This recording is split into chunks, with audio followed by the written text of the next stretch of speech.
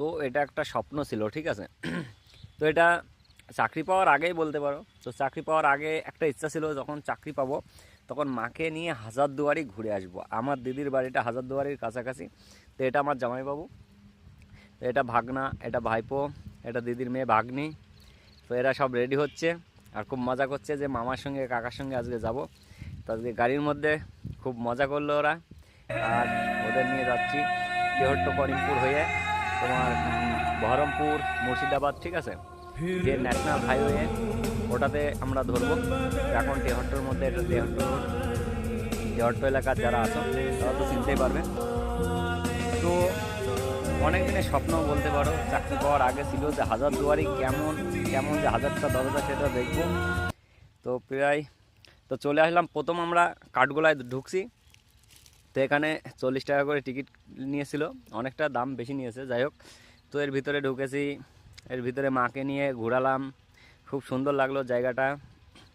মায়ের সঙ্গে কিছু ক্যামেরাবন্দি ফটোও তুলেছি, পার্কগুলো দেখে মা ভীষণ খুশি। তো এটা আমার দিদি, দুটো আমার দিদি। তো মায়ের সঙ্গে আমি বেশিরভাগ মায়ের সঙ্গেই সময়টা দিচ্ছি, আর মায়ের সঙ্গে সময়টা দিতে আমার খুব ভালো লাগে বাড়িতে থাকলে। আর ইচ্ছা হাজারদুয়ারি নয়, উনি যদি জীবনে সুস্থভাবে থাকতে পারে, ভগবানের কাছে এটাই প্রার্থনা যে উনি সুস্থ থাকুক। এক এক করে অনেক জায়গা ওনাকে ঘোরাবো, যেটা ছোটোবেলা থেকে স্বপ্ন।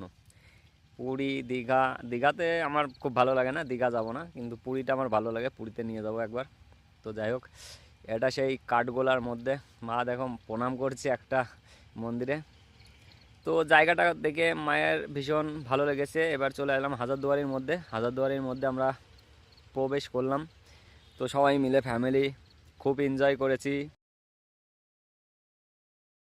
তো আমার মতো অনেক ভাই বোন আছো যাদের মা বাবাকে নিয়ে এরকম ঘোরার স্বপ্ন আছে চাকরি পাওয়ার আগে।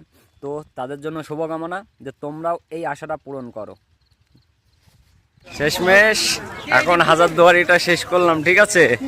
এটা স্বপ্ন ছিল একদিন যে মাকে নিয়ে আসবো। তো মা কোনোদিন যায় না, কোথাও যায় না, কিন্তু এবার আসলাম, হাজারদুয়ারিটা দেখলাম, মাকে নিয়ে পুরো দেখলাম। তো যাই হোক, চলো ভালো থেকো, সুস্থ থেকো। জয় হিন্দ, ভারত মাতা কি জয়।